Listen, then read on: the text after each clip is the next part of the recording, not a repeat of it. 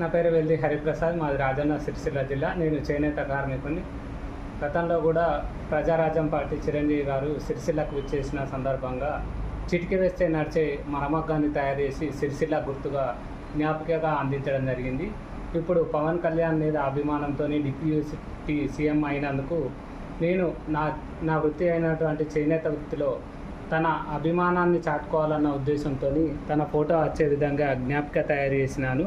ఇది నాకు అవకాశం కల్పిస్తే పవన్ కళ్యాణ్ సార్ గారికి ఇది అందిస్తాను. ఇంకా